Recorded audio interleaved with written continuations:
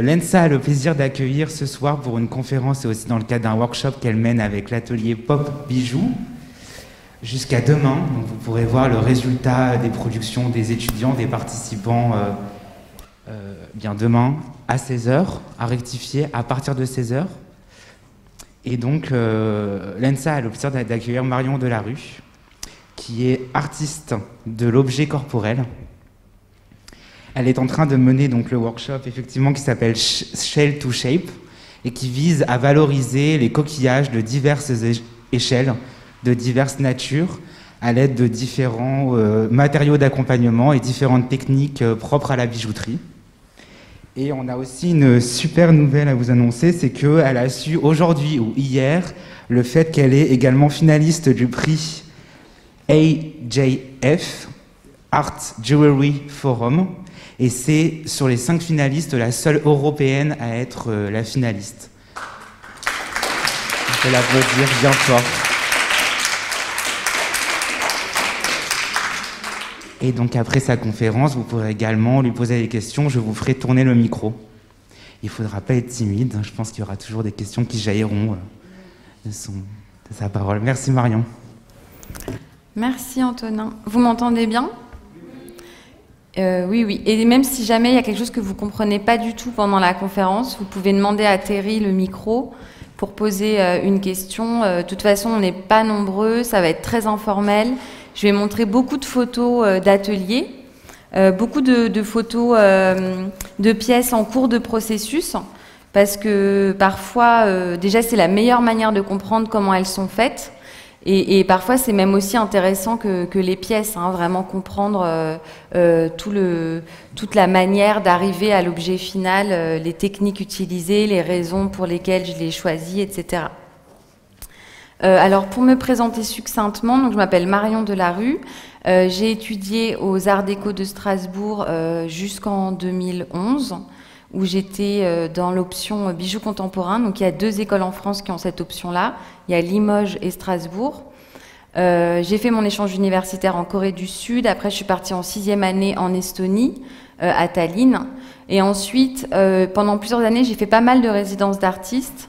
Aussi parce que j'avais la chance d'avoir un mécénat, donc je pouvais un peu avoir une vie un peu de patachon. Je faisais beaucoup de résidences. J'étais beaucoup en Asie, en Chine et en Corée surtout.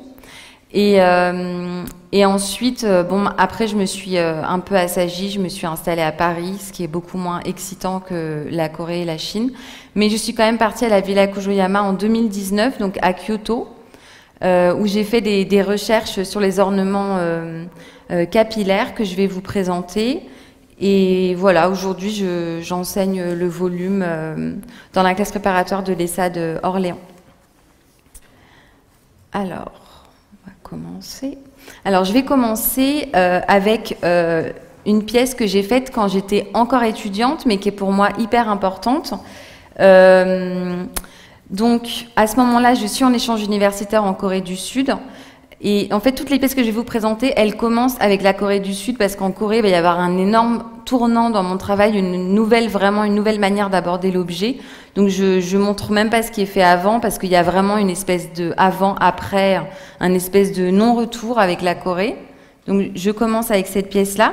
J'ai été très intéressée là-bas par une coiffe qui s'appelle Kratché, qui est une coiffe qui est vraiment dédiée aux femmes qui vont être issues des rangs les plus élevés de la société. C'est aussi dédié aux Kaesong, qui sont un peu l'équivalent des geishas, qui sont donc des femmes qui vont être très cultivées, qui vont manier l'art de la danse, de la musique, de la poésie, etc.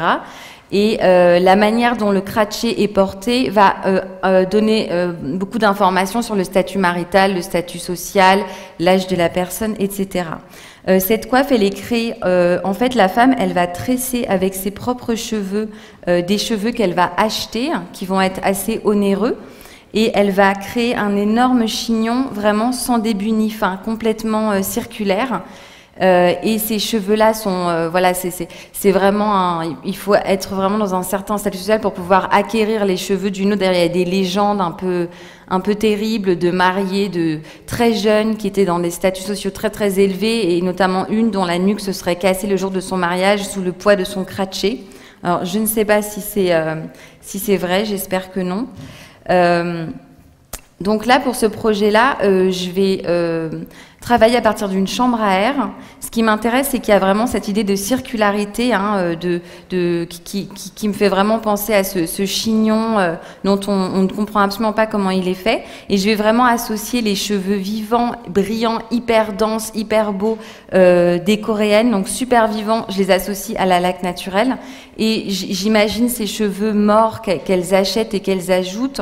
Je les associe au côté caoutchouc de la chambre à air que je laisse telle quelle. Pour faire cette pièce, je vais avoir recours à la technique de la laque sèche. Je ne sais pas si vous connaissez un peu la laque naturelle, que ce soit coréenne, chinoise ou japonaise, c'est la même, c'est issu du même arbre à laque. Donc on prélève sur un sumac vénéneux, on entaille le tronc, on prélève un espèce de latex, donc c'est pas de la sève à proprement parler, c'est vraiment une matière qu'il produit parce qu'il est attaqué. Et ce latex va être filtré, on va le laisser macérer, enfin c'est un processus assez long et très secret. Et ensuite, ça devient donc de la laque. Malheureusement, comme c'est issu d'un sumac vénéneux, quand on la travaille, on a quand même des réactions assez importantes au niveau cutané avec des urticaires suppurants et puis de l'eczéma, etc. Mais ça a la propriété de pouvoir être laqué sur absolument n'importe quoi et de rendre tout hyper solide. C'est vraiment, avec la laque synthétique, on peut absolument pas avoir une solidité similaire. C'est vraiment unique ce matériau. Donc là, le jeu, ça va être de laquer la chambre à air tous les jours pendant environ 3 mois. Il faut faire beaucoup de couches. On ponce tous les jours la couche de la veille et on fait une nouvelle couche. Et le but, c'est donc d'obtenir un côté qui est complètement rigide avec, vous voyez toujours la chambre à air à l'intérieur de la pièce. Donc j'ai fait plusieurs pièces. Ça, c'est le Kratché 1 que vous avez vu porter tout à l'heure. Ça, c'est le 2. Et ça, c'est le 3. Et vous voyez, ce qui m'intéressait aussi avec la chambre à air, c'est que j'allais avoir ce petit élément qui figure vraiment le bignéo, qui est la baguette capillaire. Oula, je ne sais pas ce que j'ai fait. Qui est la baguette capillaire coréenne et qu'elles vont glisser dans leurs cheveux, qui est souvent en laque d'or, pour vraiment contraster avec la noirceur de leur chevelure. Tout comme au Japon, il y a vraiment des critères de beauté qui se jouent beaucoup sur les contrastes avec une peau assez blanche, des cheveux les plus noirs possibles, et de vraiment mettre en valeur ces spécificités vraiment considérées comme des canons de beauté. Alors là, je vais commencer le projet des Agate Jewels. Vous allez voir que dans mon travail, je m'intéresse beaucoup à tout ce qui se joue un petit peu de la confusion entre le naturel et l'artificiel, entre l'authentique et l'imitation. C'est vraiment un fil rouge qu'il y a dans tout mon travail. Et je me joue beaucoup de tout ce qui est simulacre, faux semblant, leurre, etc. Et avec les Agate Jewels, vous allez le voir assez bien. En fait, dans ce cas-là, mon but, c'est de créer de fausses pierres qu'on va pouvoir porter directement sans avoir besoin d'aucun serti et d'aucune structure. Et donc, elles vont vraiment avoir des atouts, ces fausses pierres, dont l'original est dépourvu. On va pouvoir vraiment les porter telles quelles. Et ça, c'est vraiment ça qui m'intéressait avec cette idée-là. Le but était de créer des fausses pierres qui soient vraiment les plus proches, vraiment les plus proches possibles de vraies agates. C'est-à-dire que, du coup, j'ai utilisé de la porcelaine et du verre parce qu'on allait avoir vraiment un poids, un toucher et une brillance qui allait être vraiment très proche de l'agate originelle. Et ça va aussi être travaillé sur un matériel qui est tout à fait similaire, sur un matériel diamanté, ce qu'on est en train d'utiliser pour l'atelier Shell to Shape en ce moment. C'est vraiment ce type de matériel-là qui va être utilisé. Alors le début, ce sont de très très beaux fiascos que j'ai eus, c'est-à-dire que j'ai essayé de fusionner au début de l'émail avec de la porcelaine pour avoir à la fois cette espèce de forme qui se tient grâce à la porcelaine, mais avec une espèce de translucidité qu'on peut voir au centre des agates. Et ça me fait vraiment des mini-bombes dans le four. C'est un peu catastrophique. Donc là, je commence les tests en Estonie. Vous voyez, là, ça se casse énormément. En plus, au centre, l'émail ne fait pas vraiment ce que je veux. Il bulle et il se passe pas vraiment ce qui m'intéresse. Bon, là, c'est encore très très compliqué. En plus, les plaques de cuisson ont vraiment souffert de toutes ces expérimentations. Alors pour vous expliquer un petit peu le procédé que je mets en place et qui va finir par marcher donc quand je suis en Corée du Sud, c'est que je vais utiliser la porcelaine coréenne, qui est une porcelaine qui contient beaucoup de silice, donc on va dire, pour dire vite, qui contient beaucoup de verre d'une certaine manière. C'est une porcelaine qui va être assez translucide, qui a un son assez cristallin, qui peut bien se polir, qui peut vraiment être très brillante. Par contre, ce côté silice, en fait, dans le four, ça fait des pièces qui bougent beaucoup, qui se déforment. C'est assez compliqué à gérer. En tout cas, le but, ça va être d'imiter le processus naturel de création d'une agate. C'est-à-dire, dans la nature, il y a une cavité rocheuse qui se forme. Dans cette cavité, il va y avoir différents fluides plus ou moins concentrés en silice qui vont créer des couches successives. La silice, quand elle fossilise, en gros, elle devient un peu l'équivalent du quartz. Et ce processus se répète jusqu'à ce que ce soit complètement rempli. Donc là, mon but, c'est d'imiter ce processus en rajoutant encore de la silice à la porcelaine et en y mettant aussi de l'émail. Et voilà, en faisant une espèce de cavité en porcelaine très chamottée pour qu'elle résiste, pour ceux qui font un peu de la céramique, pour qu'elle résiste à tous les chocs thermiques et toutes les tensions qu'elle va vivre qui sont vraiment importants. Il y a 1 mois et demi de séchage pour la partie en porcelaine parce que c'est assez épais et la porcelaine n'aime pas trop ça. Et il y a beaucoup de tension qui se joue dans la pièce. Et ensuite, je vais la remplir complètement de verre. Donc là, j'arrête de la remplir d'émail. L'émail, ça donne pas du tout ce que je veux. En fait, il n'y a pas d'incompatibilité en fait réelle. Or moi, lorsque je vais mettre du verre à vitrail, je vais vraiment avoir cette incompatibilité qui m'intéresse du verre et de la céramique, qui vont. Vous voyez, alors là c'est une vue en coupe. Alors je vous montre juste une pièce pour que vous voyez. En fait, ce qui m'intéresse, c'est d'avoir une incompatibilité qui fait que le verre qui est prisonnier de la céramique. En fin de cuisson, le verre, en fait, ce qu'il fait, c'est qu'il s'expanse.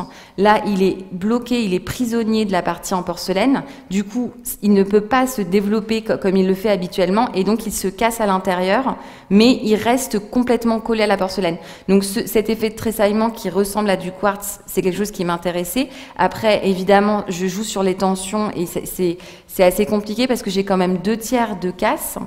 Sur les pièces, avant d'atteindre même la découpe, j'ai déjà environ 2/3 de casse.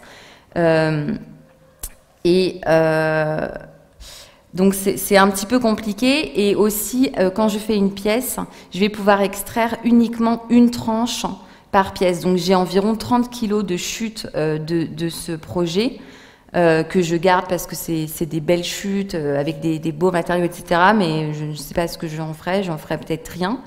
Mais en tout cas, vous voyez, je peux toujours extraire uniquement la tranche centrale, parce que dans la partie inférieure, il n'y a que de la céramique, il n'y a pas de verre. Dans la partie supérieure, la terre, elle devient assez fine, elle a plus vraiment il n'y a plus assez de matière. Donc je vais à chaque fois extraire la tranche centrale, et c'est un petit peu comme une recherche au trésor, c'est-à-dire que tant que j'ai pas coupé à la scie circulaire, je ne sais pas quel est le motif de ma pierre. Donc c'était assez excitant quand même comme procédé à mettre en place. J'ai réalisé une petite trentaine de colliers et il y en a un seul qui est sorti parce que les colliers, déjà ce jeu d'échelle, ce jeu de tension, dès lors qu'on est dans une échelle plus importante, ça devient très très périlleux. Et en plus, comme les formes étaient ovales, les tensions se sont assez mal réparties. Elles se concentraient beaucoup sur les parties les plus fines. Et j'ai eu, ils se sont tous fissurés. Et d'ailleurs, le seul qui a survécu, donc c'est lui, mais on sent qu'il n'est pas d'une grande solidité. Hein. Je me dis, un jour, il va peut-être claquer, mais il m'a l'air un peu fébrile, hein, ce collier. Voilà, donc ça, vous voyez un peu l'épaisseur. Alors, ça a l'air assez épais. En réalité, elles sont autour de 5 mm d'épaisseur.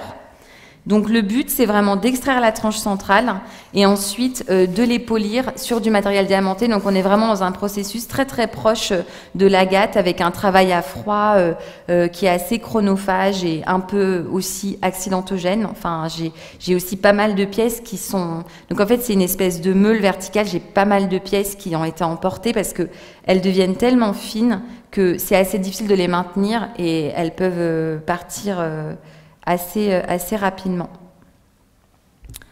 Voilà. Donc là, vous voyez bien la chamotte tout autour, dans la porcelaine grise, qui permet de faire que ça résiste quand même un minimum. Mais j'ai beaucoup de pièces où le verre a bien réussi à complètement casser la porcelaine et puis à sortir complètement partout sur les plaques. Là, il y a une très grosse chamotte que j'ai utilisée. Voilà, alors ça, c'est le projet suivant. Là, j'étais en 2013 en résidence en Corée du Sud. C'était l'année du serpent, donc je voyais pas mal de serpents un peu tout autour de moi. Et à ce moment-là, je suis en résidence avec que des artistes coréens. Et ils me parlent de Imugi. Ils me disent, oui, tu connais pas Imugi. C'est un serpent qui, en fait, doit attendre 1000 ans pour avoir une goutte d'eau qui tombe sur son nez. Et du coup, il devient un peu l'élu. Il va se transformer en dragon, ce qui est vraiment une grosse progression sociale pour le serpent, parce que le dragon est vraiment une créature très importante, très positive, contrairement à l'Occident. C'est vraiment une créature qui apporte la pluie, enfin plein d'éléments essentiels. Donc c'est plutôt c'est une créature qui peut être ambiguë, mais plutôt à connotation positive. Et donc je regarde un peu des images de cette Imugi et je me rends compte que c'est vraiment une créature intéressante parce qu'elle est vraiment dans un espèce de stade de transition. Elle est en pleine métamorphose du serpent au dragon. Donc ça revêt, il y a plein de représentations différentes de cette créature à des stades assez divers. Enfin, c'était assez chouette à regarder. Et moi, je m'intéresse beaucoup à tout ce qui est évolution plus ou moins imperceptible, transition, état d'entre-deux. Voilà, tout ce qui est un peu les zones de flou, tout comme ce que je disais tout à l'heure avec cette espèce de confusion entre ce qui est naturel et ce qui est artificiel, tout ce qui est un peu dans une espèce d'ambiguïté et qui trouble un peu le regardeur, qui lui fait un peu douter un peu de ce qu'il voit. Voilà. J'aime beaucoup ces espèces de zones de frontières un peu étranges. Et en fait, on me dit, oui, si jamais tu croises des serpents qui sont hyper bizarres, qui ont des anomalies au niveau des écailles, etc., ça porte vraiment bonheur. Si tu les vois, c'est super. Si tu les touches, c'est encore mieux. Genre, si tu les attrapes, c'est vraiment le top. Moi, je me dis, bon, ça me paraît pas, ça me tente pas énormément.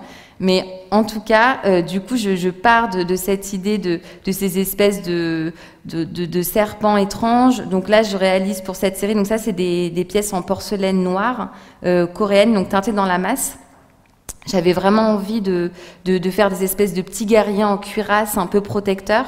Et là, le but, c'est une paire où vraiment, ils vont être portés à chaque poignet et ils vont vraiment, d'une certaine manière, bien entourer leur possesseur. C'est vraiment comme des espèces de petits siamois protecteurs, gardiens qu'on porte de chaque côté. Bon, alors, j'ai énormément galéré parce qu'au début, j'ai voulu faire un moule à pièces où les écailles allaient être préservées. Bon, ça n'a pas du tout marché. Vous voyez, c'est un moule qui est complètement impossible. En plus, en Corée, j'ai appris hyper bien à faire les moules.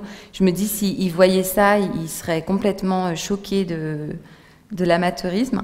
Bon, finalement, je suis partie sur des moules très très simples où j'avais uniquement dessiné les écailles pour pouvoir ensuite savoir où je travaille les écailles. Alors moi, quand je travaille la terre, je fais pas vraiment du modelage, je travaille vraiment avec l'exacto, avec le scalpel, et le pinceau. Je suis plutôt un peu à attaquer, un peu comme une sculptrice. Je travaille plutôt les matériaux quand ils ont beaucoup de tenue. Je suis pas très à l'aise avec les matériaux mous. J'aime bien que ce soit un peu tendu. Donc là, c'est parce qu'on me dit toujours c'est du pastillage, mais c'est vraiment travailler à l'exacto.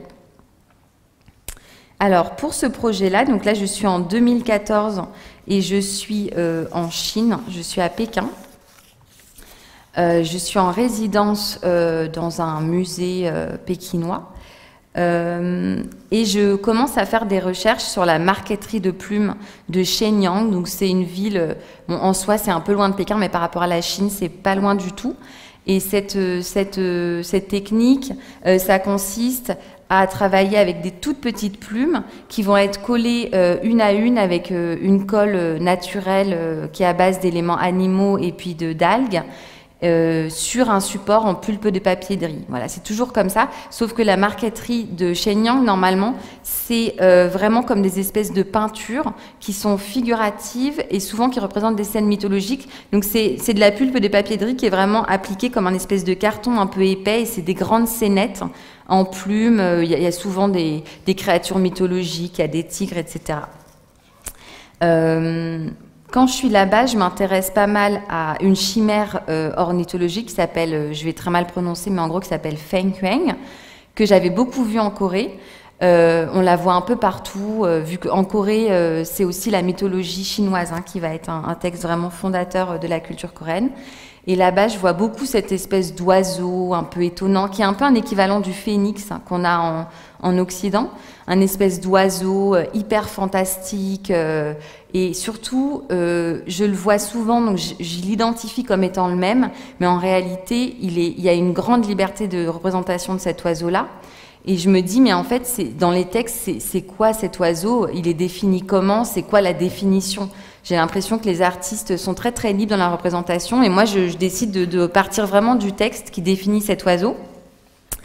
Et je vois que dans son plumage, il y a les 5 couleurs de l'harmonie. Donc autant en Occident, un chiffre très important, c'est le chiffre 7. En Orient, ça va être le chiffre 5. Et donc, il y a les 5 couleurs de l'harmonie qui sont le vert qui peut parfois être le noir. Il y a le blanc, le jaune, le rouge et le bleu. Ça, c'est vraiment des couleurs, une fois tout ensemble, elles représentent une espèce de plénitude, une espèce de vue qui peut un peu tout représenter, une espèce d'image d'universalité, on va dire. Et dans cette description que je lis, donc ce Feng Huang, il est comparé à 5 oiseaux existants, qui sont le coq, le paon, la grue, le faisan et le canard. Et en fait, la description est hyper symbolique, c'est-à-dire, on va dire, il a la grâce de la grue, il a l'agilité du canard, il a la beauté du paon. Voilà, c'est quelque chose de très très imagé.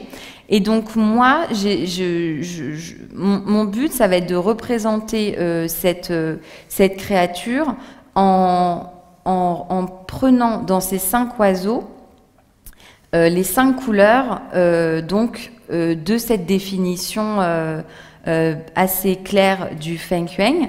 Alors, donc, on peut voir la partie qui est verte, un peu noire. La partie supérieure, ça c'est du faisan. La partie blanche, c'est du canard.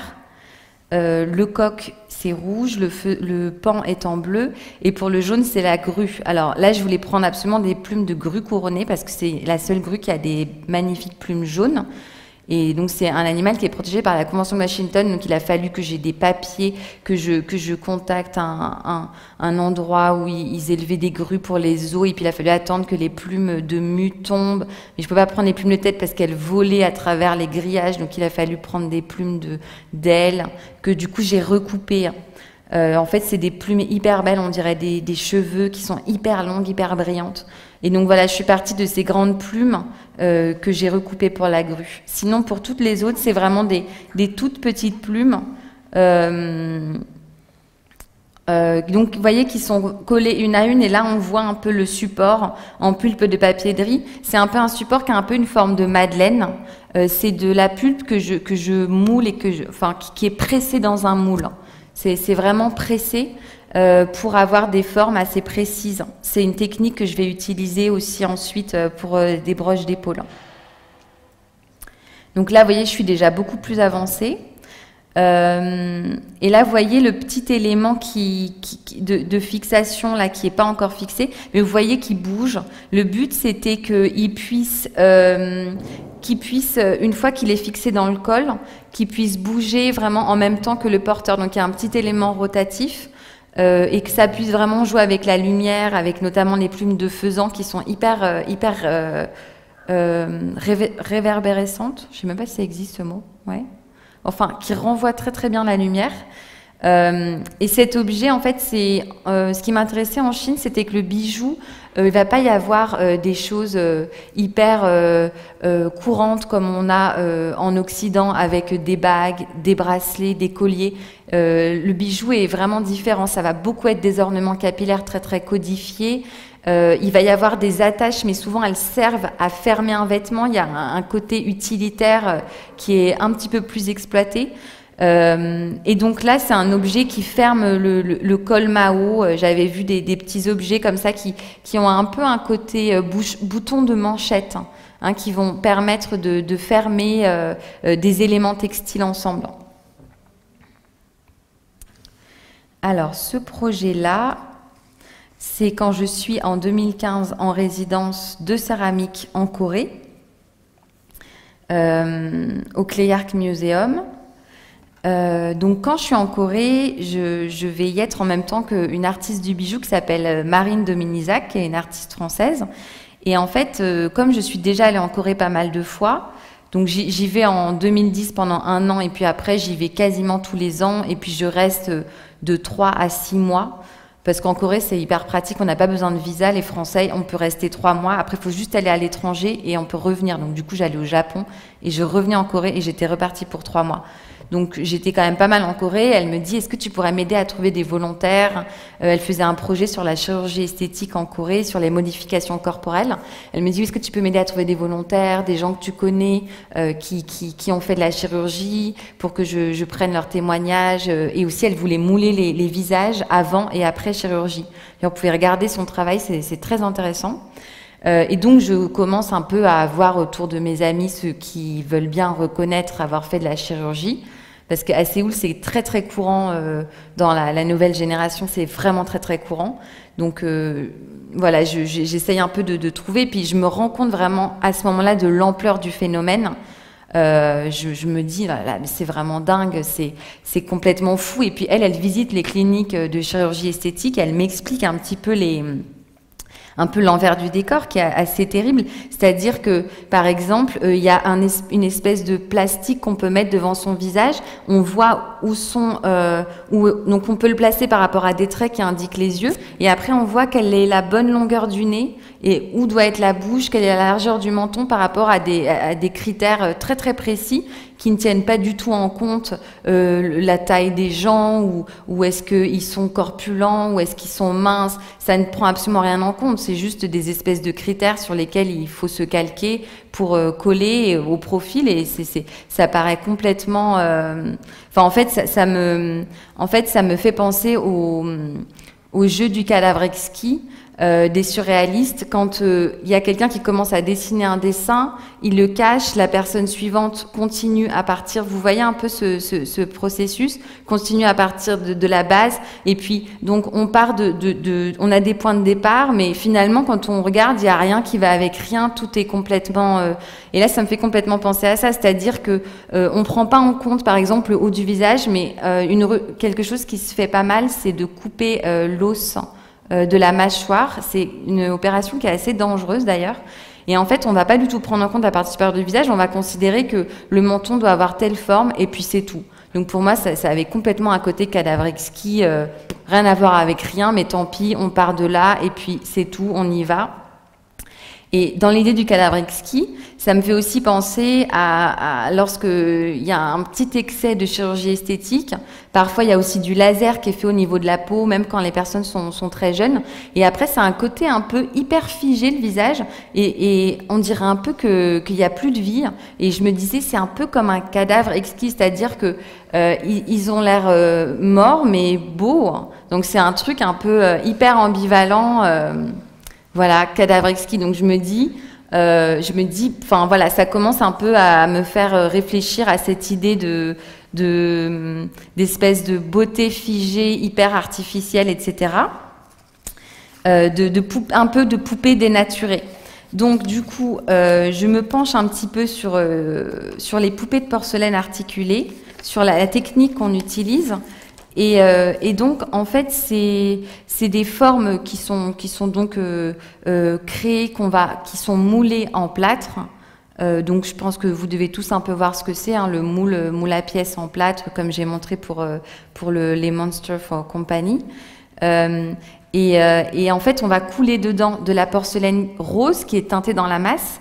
Et c'est pour ça qu'on voit sur les jambes des poupées, on voit toujours un espèce de petit trait. C'est le point de jonction du moule, et ça, on ne peut jamais rien y faire quand on teinte dans la masse. On voit toujours ce trait-là parce qu'en fait, les petites molécules dans la porcelaine, elles se placent comme ça, et il n'y a vraiment rien à y faire.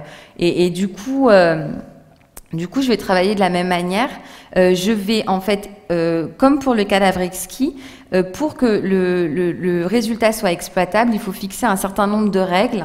C'est-à-dire, par exemple, il y a des livres entiers qui ont été écrits de cette manière-là. Pour ça, on va dire, un tel va faire le nom, l'autre l'adjectif, le pronom. Enfin voilà, il faut fixer un certain nombre de règles pour qu'au final, on puisse construire quelque chose qui puisse être utilisable. Donc là, je fixe des règles qui vont être que je vais toujours avoir un angle précis pour que quand je fasse mes perles, elles tournent et que je puisse faire qu'elles se rejoignent.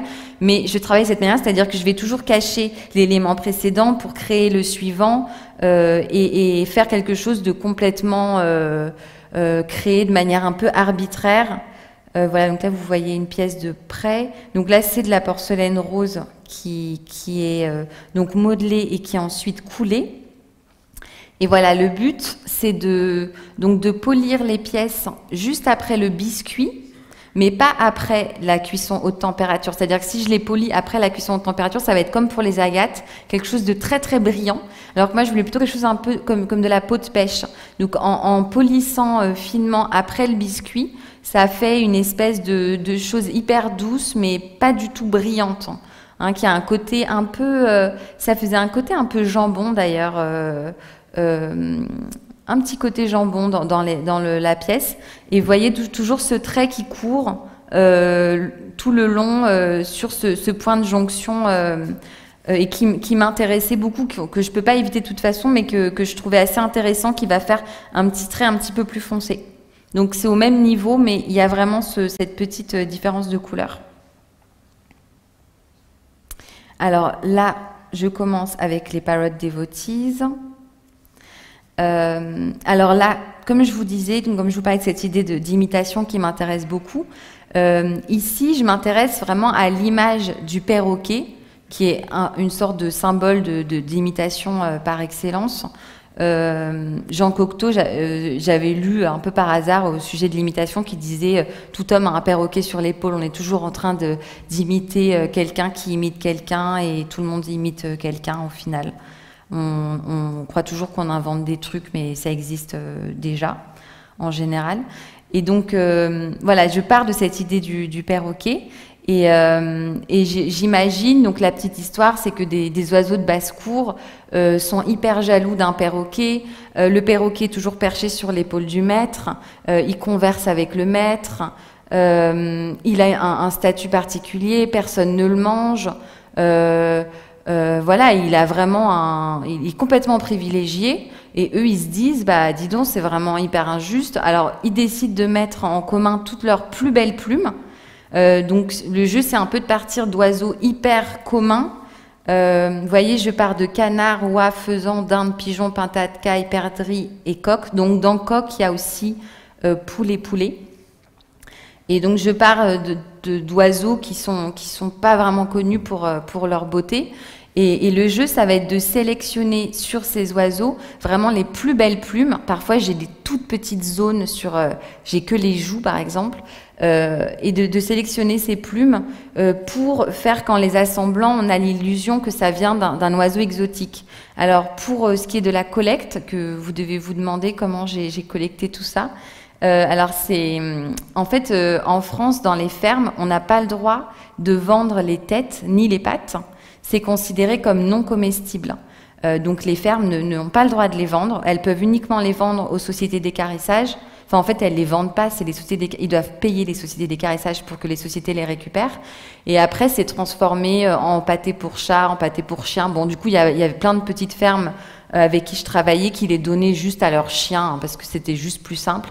Mais en gros, les têtes sont en général vraiment un débris toutes ces fermes qui produisent les volailles pour la viande. Donc mon but c'était donc j'ai demandé une autorisation à la préfecture.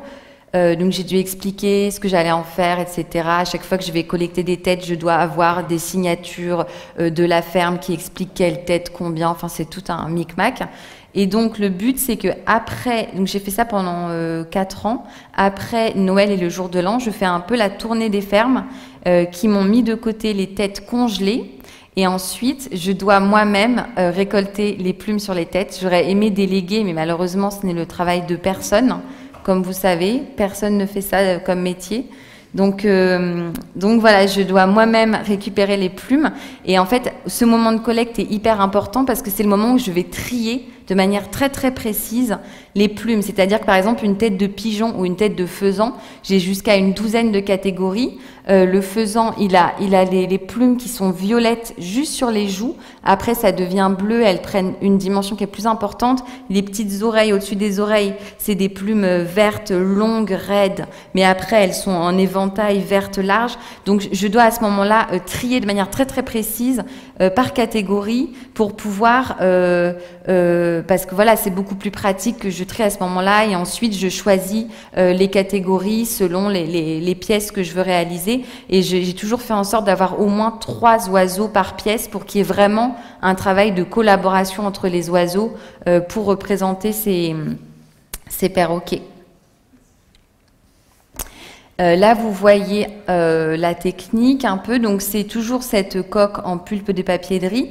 Et les traits que je dessine au crayon, c'est pour me rappeler toujours du sens d'implantation. Parce que quand on est dans les plumes, on est tellement sur un détail qu'on perd très vite la notion d'ensemble. Et très vite, en fait, on peut se perdre un peu et on se retrouve avec des plumes hyper mal placées. Et moi, j'ai besoin que le sens d'implantation soit toujours le même. Parce que par exemple, avant une expo, je leur fais un petit coup de brosse, je les mets un peu bien, quoi. Hein, je fais en sorte qu'elles soient bien ordonnées. Donc j'ai besoin d'avoir vraiment ce sens. Et c'est aussi quelque chose que j'ai observé sur les oiseaux, c'est qu'il y a toujours quelque chose d'hyper logique, même s'il y a parfois des mouvements. On est toujours dans quelque chose de très harmonieux, de très logique. Les plumes s'agencent vraiment les unes par rapport aux autres de manière hyper naturelle et enfin c'est très très beau à regarder. Et là, vous voyez, je ne récolte que les plumes qui sont uniformes puisque c'est moi qui vais créer le motif. Donc, je ne prends surtout pas de plumes à motif. Donc là, vous voyez une pièce qui est beaucoup plus avancée déjà. Et par exemple, là, on voit les petites plumes qui sont utilisées. Je dois toujours couper le duvet parce que le duvet, il va vraiment bourrer, il va vraiment faire une épaisseur.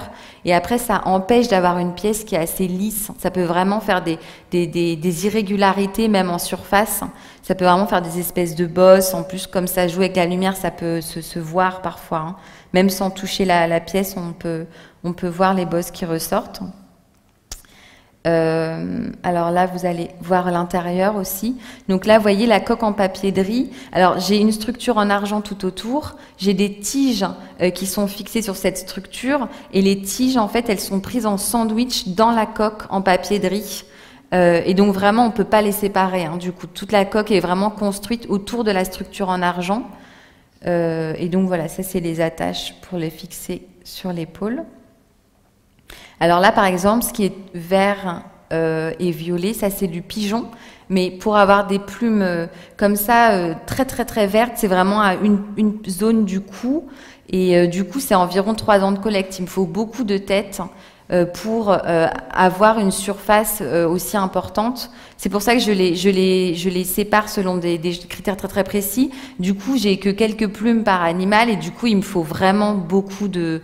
Voilà, il faut un certain temps parfois pour atteindre une quantité qui est suffisante. Le vert, c'est du canard de Rouen. C'est un très beau canard de ferme qui est en fait qui est moitié canard de Pékin, donc le canard blanc un peu comme Donald, et moitié canard colvert, donc le canard sauvage qui est vert pétant. Et ça fait des canards qui ont des super belles têtes vertes, mais qui sont hyper gros. Hein. Donc c'est hyper super pour moi. Là, vous avez le faisan bleu. Hein, c'est pas vraiment les joues, mais un tout petit peu plus haut quand ça commence à être vraiment bleu avant que ce soit vert. Ici, vous avez aussi un dégradé pour le gris avec de la pintade, de la caille, et puis le pigeon qui est gris qui absorbe beaucoup la lumière, un espèce de gris un peu comme du graphite. Voilà, avec le coq faisan. J'utilise beaucoup le pigeon. Là, c'est lui qui a des reflets un peu violets. Alors là, c'est vraiment le faisan violet. Donc, c'est que les petites joues qui vont avoir cette tonalité vraiment violette. Donc là, c'est aussi vraiment des petites quantités par animal. Et ça, c'était le motif qui était le plus difficile à faire, je pense, parce que je pense que vous imaginez, vous voyez bien que je commence vraiment par le bas de la pièce et puis je dois monter. Et là, je dois vraiment réfléchir comme un tissage. C'est-à-dire que je dois vraiment monter petit à petit. Je fais pas par type de plume. Je dois vraiment faire, vous voyez, en montant. Je peux faire que comme ça. Et du coup, je dois sans arrêt switcher de plume pour monter dans la forme. Donc c'est un peu comme quand on tisse un tapis, je pense. Alors, je sais pas si vous l'avez dit, mais comment est-ce que vous faites pour les accrocher les plumes? C'est de la colle ou vous les enfoncez dans le... Non, en fait, je fais avec de la colle, et c'est une colle où je sais qu'elle est super durable parce que ça fait 2000 ans qu'elle est utilisée. Je l'ai vue sur beaucoup d'antiquités, donc c'est aussi une colle qui attaque pas les plumes, qui est pas acide ou etc. Et en fait, c'est une colle que je fais au bain-marie. Donc maintenant, je prends un bain-marie électronique parce qu'il faut pas que ça dépasse 40 degrés, sinon elle grille et sinon quand elle est trop froide, elle marche pas. Et en fait, quand elle a la bonne consistance, avec mon pinceau, je vais juste, donc je prends un petit peu de colle et je touche la plume vraiment juste à sa base et hop, je me lève, la plume, elle est sur mon pinceau. Je dois vraiment me positionner très précisément et hop, je mets de la pression et ça se colle. Voilà. Ok, merci. De rien.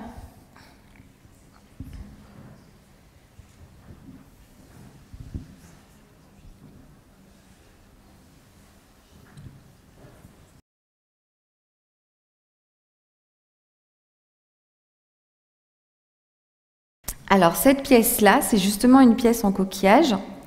Ça, c'est quand j'étais en Corée en 2018. À ce moment-là, je suis là-bas pour une expo et puis j'ai mon maître de lac qui est là-bas et avec qui je travaille depuis 2010. Je suis toujours malheureusement pas autonome en lac, c'est tellement difficile. C'est des couches et des couches et dès qu'on fait une erreur, faut revenir à la couche d'il y a 10 jours. Enfin, c'est un vrai casse-tête. Donc, je fais de la laque que en Corée. Maintenant, j'ai décidé de plus essayer en France. Et donc, je me dis, en fait, ça fait hyper longtemps que je voulais travailler avec de la nacre qui serait en volume. C'est-à-dire que je pars pas de plaquettes que j'achète, mais vraiment, je pars du coquillage et je travaille la pièce pour créer un objet. Et mon but, toujours dans cette idée d'espèce de confusion entre naturel, artificiel, etc., c'est vraiment qu'on pense que l'objet, il est manufacturé. Je veux vraiment que ça ait l'air tellement adapté à l'usage qui en est fait, la manière dont la nacre est travaillée, qu'on pense que c'est moi qui l'ai créé de toute pièce. Donc à ce moment-là, je vais au Seoul National Museum et je tombe sur un ornement capillaire. Donc c'est un cache-chignon pour hommes qui est vraiment magnifique, qui s'appelle Sangtuguan et qui est justement travaillé en lac. C'est souvent en lac noir. Et du coup, je me dis, c'est super. En plus, c'est en lac et puis cette forme est un peu une forme de coquillage. Et je trouve la forme absolument magnifique. Et en plus, je m'intéresse beaucoup aux ornements capillaires. Donc, je décide de partir sur ça.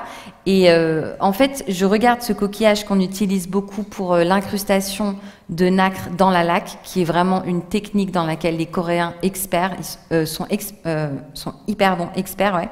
Enfin, c'est pas ça que je voulais dire comme type de... Mais en tout cas, ils excellent, voilà, ils excellent. Et donc, je pars de ce coquillage qui a une super belle qualité de nacre. Et mon but, donc voilà, je vois une vue un peu au rayon X du coquillage et je me dis, la partie que le petit coquillage y crée pour lui, on dirait vraiment cette forme de Sangtuguan. Donc j'essaye de dégager cette cabine du coquillage. Donc voilà, c'est une espèce de petite cabine comme ça, avec des formes hyper courbes. Après, le but, ça va être de réussir à trouver deux cabines qui matchent. Donc, en découpant un certain nombre de coquillages, réussir à faire que j'arrive à créer ma petite forme de Sangtuguan. Sangtuguan, c'est vraiment, c'est en 3 parties. Il y a 2 parties qui s'encastrent et une baguette qui maintient le tout ensemble sur le chignon. Donc j'essaye donc de trouver 2 parties. Ensuite, je commence à laquer parce que c'est tellement fragile, c'est tellement fin que je peux même pas faire la mise en forme sans que ça s'effrite. Donc je commence tout de suite à laquer. Comme je vous avais dit au début, la laque, dès lors qu'on a un certain nombre de couches, ça rend tout et n'importe quoi hyper solide. Donc c'est vraiment parfait pour mon projet, c'est-à-dire que sans la laque, je n'aurais jamais pu réaliser ce projet, j'aurais jamais pu travailler le coquillage comme je le voulais. Et vous voyez, il y a un petit trou qui est créé par l'animal au départ et qui va vraiment m'intéresser, qui va vraiment me servir pour l'objet. Donc là, j'ai 3 demi-pièces pour en faire 3 au final.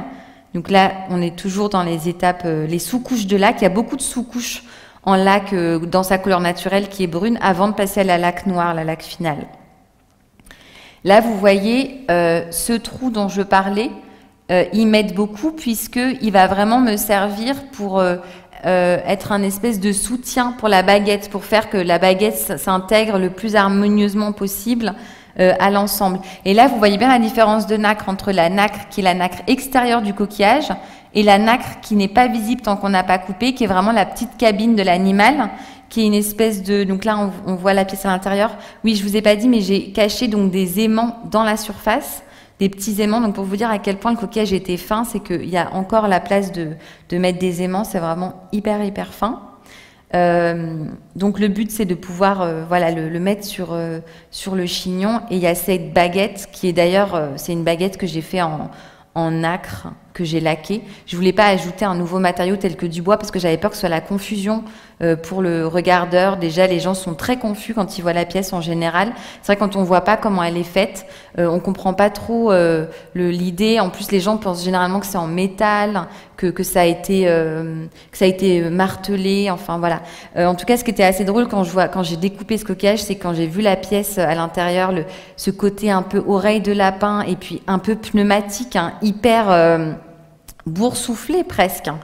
Mais vraiment, j'étais avec Annie Zibert, qui est une bijoutière française, qui était aussi en résidence, mais dans un truc complètement différent, mais on s'est retrouvés à Séoul au même moment. Et en fait, quand je coupe ce coquillage, au début, j'ai vraiment rigolé. Je dis à Annie, mais non, mais c'est pas possible. Je vais jamais assumer. C'est beaucoup trop kitsch. Et puis on rigolait. On se disait, mais on dirait trop un pneumatique et tout.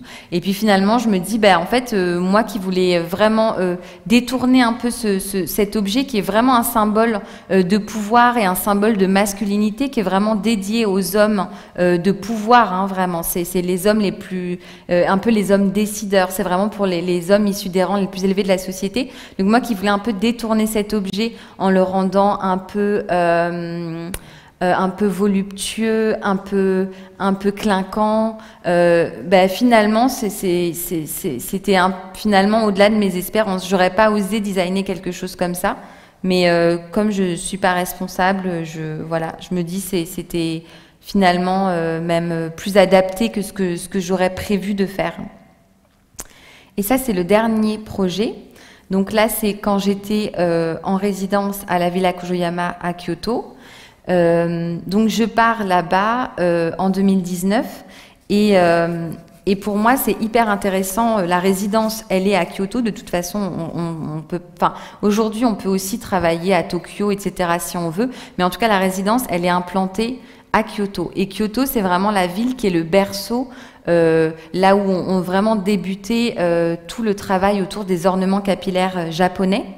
Et les Japonais vont être complètement dingues avec ces ornements. Ils vont pousser les choses hyper loin. Ils vont utiliser des matériaux vraiment incroyables. Ils vont déployer un savoir-faire fou. Il va même y avoir des lois qui vont être créées pour limiter le côté ostentatoire de ces objets, parce que en fait, ces objets, au fur et à mesure, vont perdre leur aspect utilitaire, vont devenir très ornementaux et vont vraiment avoir des valeurs. Parfois, ça vaut une fortune. Et donc, c'est considéré comme immoral. Il va y avoir vraiment des lois qui vont essayer de limiter cette espèce d'engouement complètement fou pour ces objets. D'ailleurs, les lois vont être sans arrêt détournées. Je vais vous montrer comment.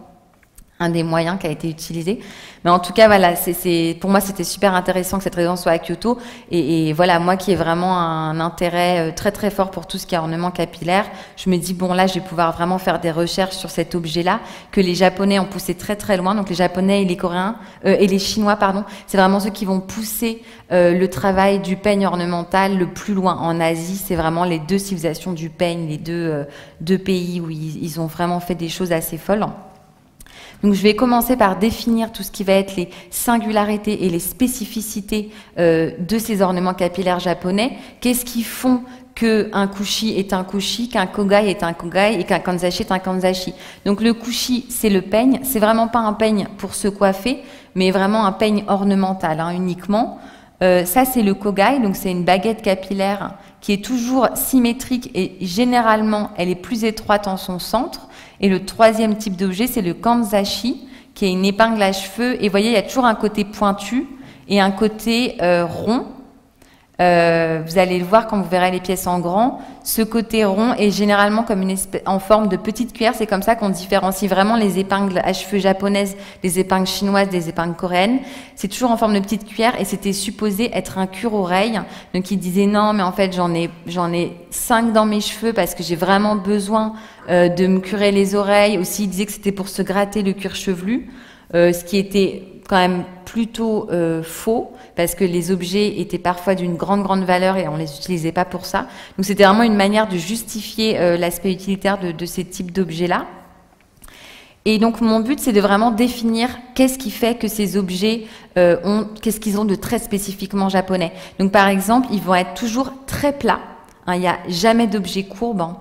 Ils peuvent avoir un volume au niveau de la surface, mais ils sont créés autour d'une structure qui est horizontale.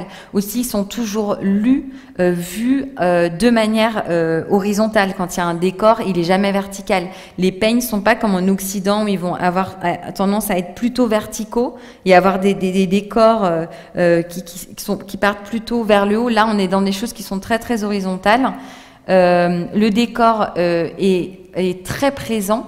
Il est souvent au recto et au verso, contrairement à la Chine par exemple où ça va être sur le recto.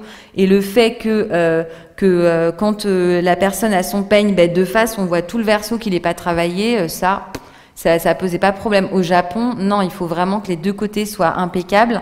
Et il va y avoir notamment beaucoup de décors qui sont englobants, c'est-à-dire qui vont vraiment couvrir la totalité du matériau d'origine.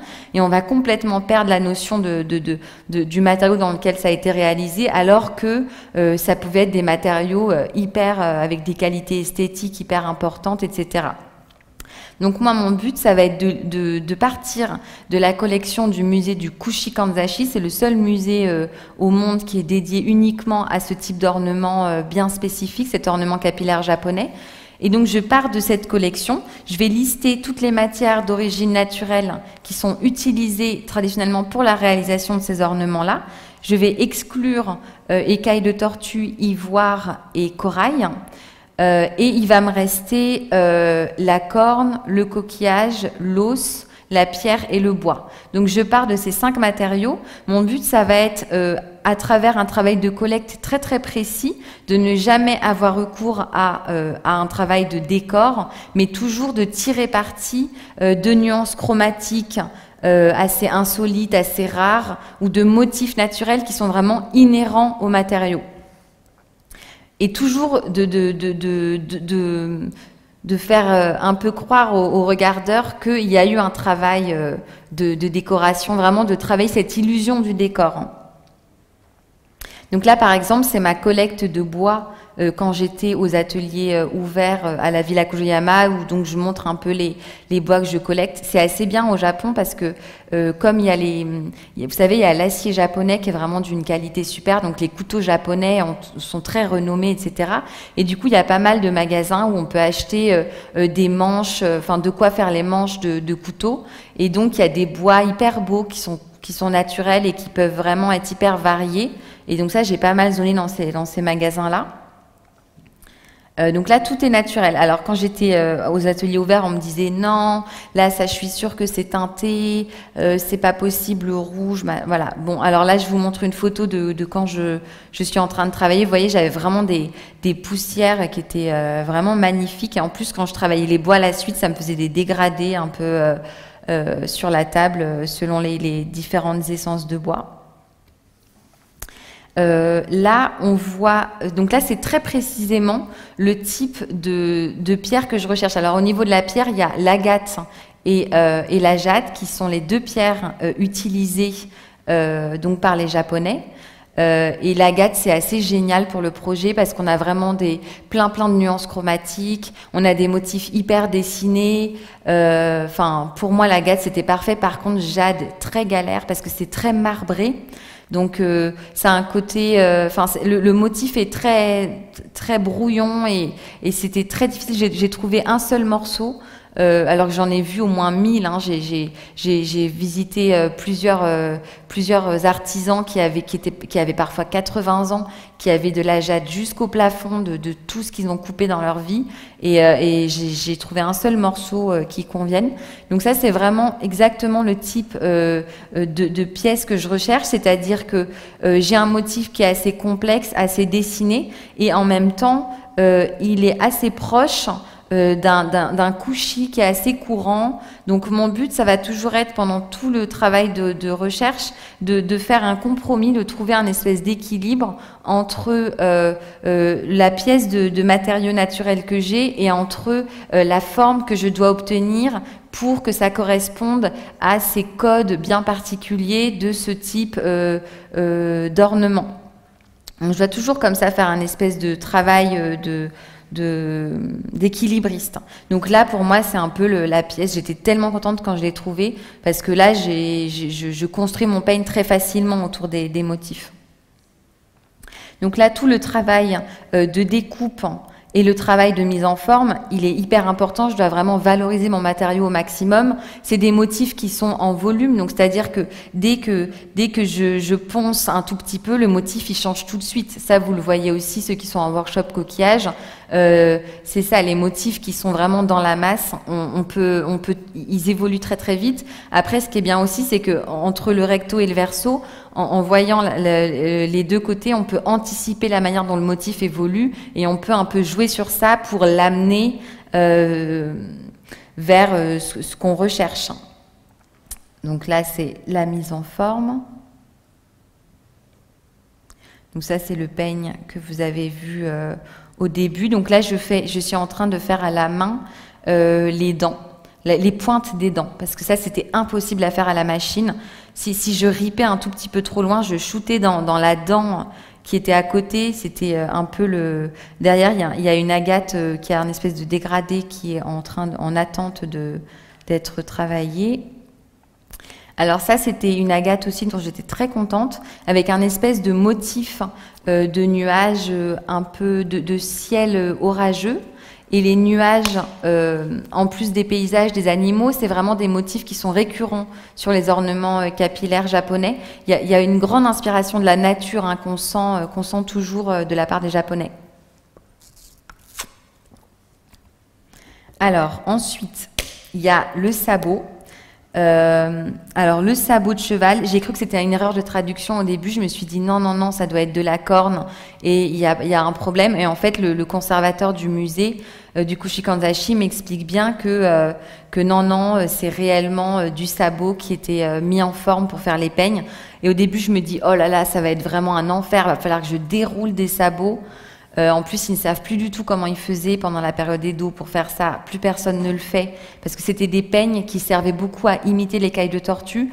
Donc des peignes de facture assez modestes qui sont pas beaucoup conservés dans les musées. Il y en avait un seul dans le musée qui sont considérés comme plutôt des objets très secondaires. Et cet art, en fait, c'est complètement perdu. Hein, et du coup, je me dis, oh là là, je vais devoir tout moi-même me galérer à essayer de trouver. Bon, c'est vrai que j'ai quand même beaucoup galéré. D'ailleurs, je suis toujours pas capable aujourd'hui de faire un kogai. C'est-à-dire que j'arrive à dérouler mon sabot sur une taille comme ça, mais je peux pas faire un kogai qui est plutôt dans ces dimensions-là. Parce que j'arrive pas à le rendre parfaitement plat sur un tel morceau. Mais bon, j'ai quand même pas mal progressé. Donc, je prenais la partie supérieure et ensuite, je la fais bouillir. Je la mets dans une presse à livre, donc une presse qui compresse vraiment de manière très très forte, une presse en métal. Et après, je la mets dans une presse de pressing qui chauffe. Et comme elle est encore mouillée, en fait, ça va faire une espèce de mise en forme du morceau de sabot. Mais voilà, j'arrive pas trop à faire ça sur des formes importantes. Alors là, c'est un morceau de coquillage. Alors le coquillage, c'est assez difficile aussi. C'est comme le sabot, le fait que les pièces doivent être impeccablement plates, ça me complique beaucoup la tâche. Donc du coup, je prenais des coquillages qui sont des coquillages nains. Enfin, au début, je savais pas que c'était des coquillages nains. Je recherchais des coquillages qui étaient extrêmement lourds. C'est-à-dire qu'ils avaient la taille adulte, mais ils faisaient 3 fois le poids d'un adulte de leur espèce. Et donc, en fait, après, je fais des recherches et je me rends compte que c'est des coquillages qui sont nains. C'est-à-dire qu'ils ont évolué dans un milieu qui leur était assez défavorable et qui va perturber leur croissance, c'est-à-dire qu'ils vont continuer à produire de la matière, mais ils vont pas vraiment grandir. La raison principale qu'on trouve pour le nanisme du coquillage, c'est qu'il n'y a pas assez de sel dans l'eau, donc ils sont par exemple assez proches d'une rivière, voilà, donc ils vont se développer de manière un peu spécifique. Et donc pour moi, c'est vraiment les seuls coquillages qui conviennent pour faire les kanzashi. Alors les peignes, j'ai jamais réussi à couper toutes les dents à chaque fois. Enfin, à chaque fois, j'ai eu de la casse. Pour l'instant, ça n'a pas encore marché.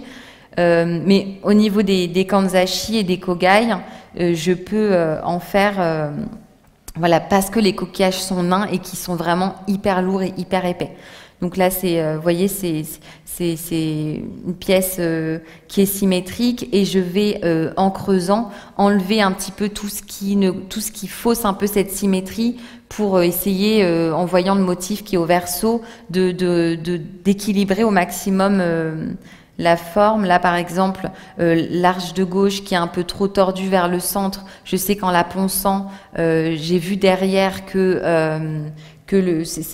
en fait, enfin, l'arche est moche derrière, mais elle est un peu plus régulière par rapport à l'autre. Donc, et puis sur les bords, je vais poncer parce que, vous voyez, aux 2 extrémités, parce que, enfin bon, c'est un peu des espèces de ruses, un petit peu une triche que je fais pour essayer de trouver une symétrie dans un coquillage qui au départ n'est pas symétrique. Voilà. Et donc, j'ai travaillé plutôt avec des coquillages qui n'étaient pas des coquillages vraiment en nacre pur, mais avec une concentration en calcaire qui est assez importante. Mais même si ça contient quand même de la nacre, on le voit dans le reflet. Et en fait, le fait qu'il y ait pas mal de calcaire, ça fait que je peux avoir des motifs qui sont très précis et qui sont très dessinés. Alors là, je vous montre le travail de polissage. Donc j'ai poli à la main parce que avec les dents, j'avais assez peur que ça se prenne dans la polisseuse. Donc j'ai fait le travail à la main, mais comme ça vous voyez les pièces. Voilà, vous pouvez voir que dès lors que le motif est assez simple, je vais vraiment développer autour du motif des formes assez classiques, qui correspondent vraiment à des formes qu'on voit communément dans ces ornements capillaires japonais. Alors celui-là, il est un peu nacré, ce bois. Puis il y a ce dégradé de couleur assez prononcé. Et il est nacré, je ne sais pas du tout pourquoi. Moi, je suppose que c'est une oxydation à l'oxygène comme ça qui se serait créée. Mais je ne sais pas du tout. Aussi, j'ai récupéré beaucoup de morceaux de bois dans l'espèce de poubelle à chute d'une université de Kyoto qui avait un partenariat avec la Villa Kujoyama. Et j'ai récupéré plein de super morceaux de bois parce qu'il y avait des centaines d'élèves qui coupaient des morceaux toutes les semaines. Mais il y a plein de morceaux de bois, je ne sais pas du tout quelle est l'essence utilisée, personne ne sait trop me dire. Et il y avait des morceaux hyper étranges. Et donc le bois précédent, ça je ne sais pas du tout ce que c'est. Ça c'est du palmier. Là vous voyez le motif qui est donc en dégradé avec donc une forme un peu de lune qui est une forme assez courante aussi. Chez les Japonais, là vous voyez un bois qui est très moiré. Et là, par exemple, c'est le type de pièce où dès lors que le motif sort de l'ordinaire et un petit peu fantaisiste, ben je me permets dans ce cas de m'éloigner des formes caractéristiques du peigne pour faire des pièces un peu plus décalées. Mais voilà, je ne fais ça que quand c'est vraiment amené par le motif. Voilà, là vous avez quelques pièces. D'ailleurs, j'en ai amené quelques-unes. Que je pourrais poser ici si jamais certains ont le temps de voir. Je sais qu'après il y a un bus qu'il ne faut pas rater, donc on verra comment ça se passe. Donc ici, voilà, ça c'est un kanzashi, vous voyez, avec la forme de cuillère et avec la partie pointue, toujours très asymétrique, le kanzashi. Donc créé autour d'une agate. Ça c'est un kanzashi en coquillage. Là, c'est un kogai en agate, donc la baguette qui est toujours symétrique. Ça, c'est un couchis en agate. Ça, c'est la seule pièce que j'ai actuellement en bois, en os. Mais si tout va bien, j'aurai d'autres morceaux d'un éleveur qui donne à ses cochons de la garance. Donc, vous voyez, c'est une plante tinctoriale qui était utilisée pour teindre en rouge. Et donc, les os sont censés être roses. Donc, mais pas complètement roses parce qu'au départ, ils leur donnent pas de garance. Après, ils leur en donnent. Et en fait, les os, je me suis intéressée à ça parce que j'ai regardé un peu des recherches sur les os qui auraient des coloris un peu inhabituels dans le cadre de cette série. Et j'ai vu que c'est au 18e, c'est des scientifiques qui vont essayer de comprendre comment est-ce que l'os évolue, comment est-ce qu'il grossit. Ils vont donner à manger à des animaux de la garance, pas de garance, de la garance, pas de garance. Ils vont faire comme ça. Et après, ils vont couper les os. Ils vont voir la vue en coupe de l'os. Ils vont voir que à chaque fois qu'ils mangent de la garance, c'est rose. Quand ils n'en mangent plus, c'est blanc. Ils en remangent, c'est rose. Et ils vont comprendre qu'en fait, les os se construisent vraiment de manière concentrique avec des couches superficielles qui s'appliquent toujours sur la couche précédente. Et ça va être des grandes, ça va être vraiment un moment, il va y avoir vraiment des avancées dans la compréhension de la structure osseuse grâce à ces expérimentations-là. Et donc voilà, après, je trouve cet éleveur qui donne de la garance à ces animaux pour des raisons, disons que ça a une action médicale, mais c'est un éleveur bio, donc il veut pas leur donner de médicaments. Donc voilà, j'espère que ça marchera, que ce sera bien rose, mais donc ça je ne sais pas encore parce que voilà, les animaux sont il faut que j'attende cet été en gros pour pouvoir voir. Donc ça c'est un kogai en agate, là c'est un kanzashi en agate, on l'avait vu un peu plus tôt sur une machine. Ça c'est un kogai en bois avec des espèces de formes un peu d'yeux. Alors ça, c'est la seule pièce en jade. La lumière lui convenait pas vraiment. Hein. Elle marche pas trop avec cette pièce-là. Il y a un reflet qui est pas très heureux sur les dents. Mais vous voyez, donc là, j'avais réussi à avoir un motif assez géométrique qui est vraiment peu courant, vraiment peu courant chez le jade, pour le jade. Ça, c'est un kogai en agate. Là, c'est un couchis en agate. Un couchis en bois. Donc là, c'est en affinant les bords que je fais que le motif va en mourant et va en descendant de chaque côté. Ça, j'ai beaucoup joué sur ça avec le bois. Voilà, par exemple, là, c'était une bande qui était une rayure des plus classiques, mais en jouant sur le volume, je peux transformer l'espèce de rayure et lui donner un espèce de motif qui accompagne la forme du kogai. Alors ça, j'étais assez contente de cette agate aussi parce qu'elle ressemble un peu à l'écaille de tortue, qui est un matériau normalement très très important dans la réalisation des ornements capillaires japonais. Voilà, et ça c'est la dernière pièce. Et ça c'est un couchis en bois. Et j'étais hyper contente de trouver cette pièce parce que déjà ça ressemble un petit peu à un paysage qui est, comme je vous disais, très présent dans le travail de décor de ces ornements.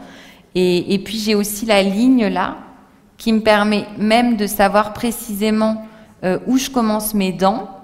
La forme, il est complexe, en même temps il est hyper symétrique, et en plus ça c'est un bois normalement qui est très chaotique au niveau du motif. Donc là j'étais vraiment c'était vraiment exactement le type de c'est un autre exemple de vraiment ce que je recherchais comme type de motif pour la collecte.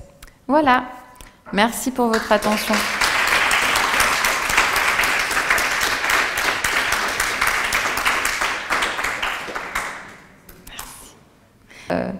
Il y en a certains qui ont des questions. S'il y en a qui doivent partir pour le bus, allez-y.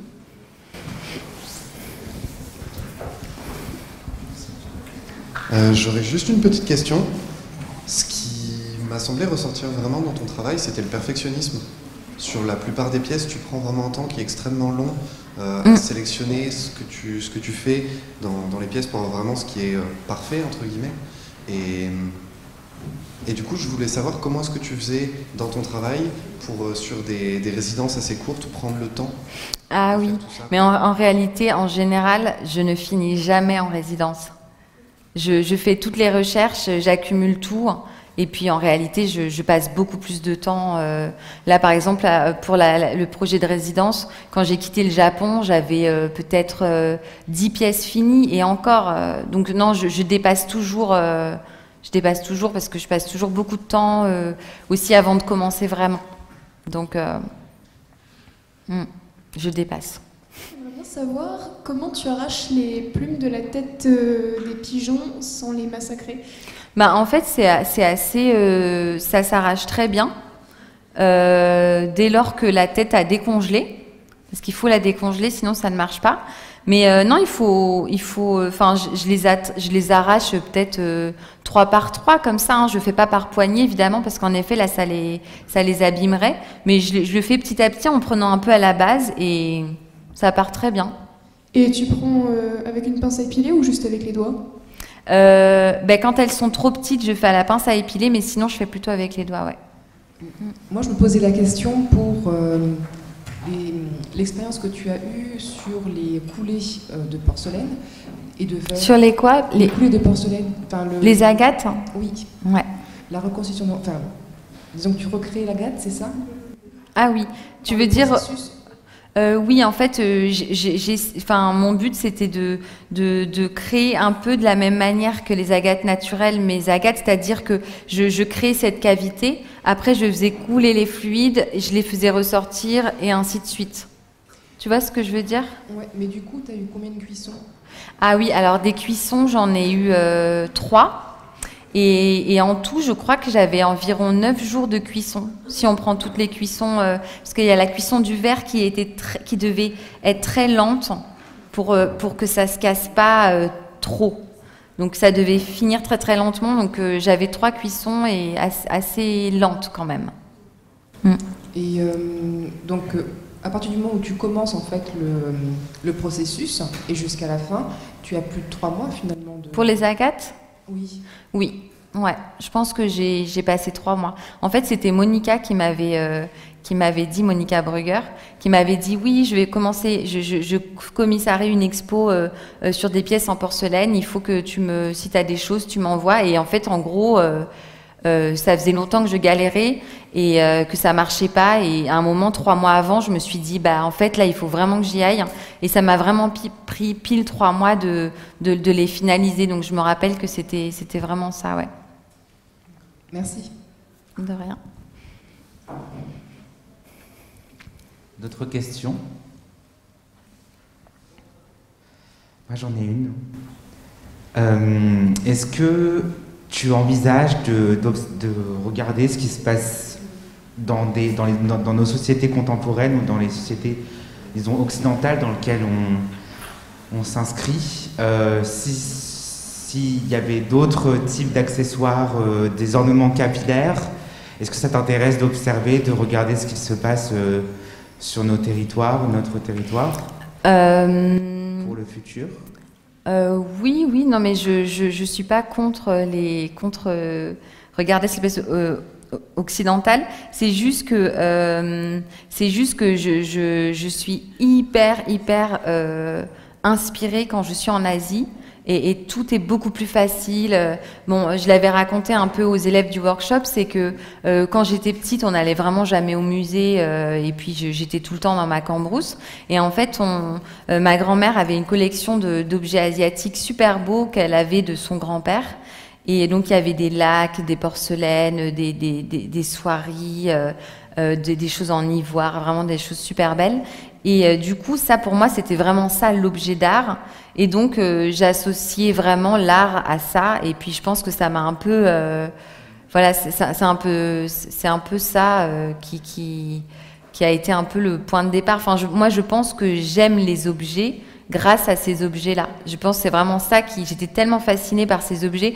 Aussi, ils avaient un statut hyper particulier, c'est-à-dire que tout ce qui était issu de ma grand-mère, elle avait beaucoup de pièces de manufacture européenne. Elle aimait que tout soit très très beau, donc elle buvait son thé dans des super belles porcelaines anglaises. Elle avait des faïences françaises, etc.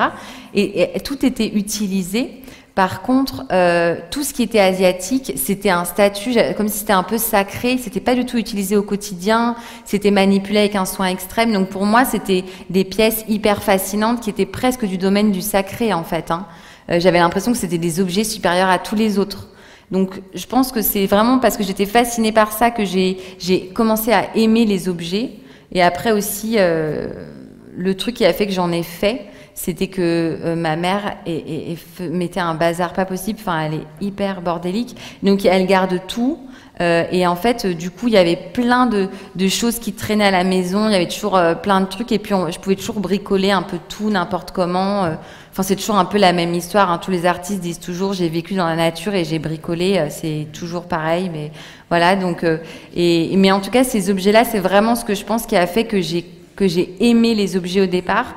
Donc c'est pour ça que l'Asie a une telle importance dans mon travail. Donc c'est pas que je me désintéresse de l'Occident, mais c'est vraiment que je suis je suis complètement là-bas, tout marche, tout roule. Par exemple, mes agates, je les ai fait en France et en Estonie pendant des mois, rien marchait. J'arrive en Corée, hop, tout de suite ça marche. Enfin, c'est toujours un peu comme ça.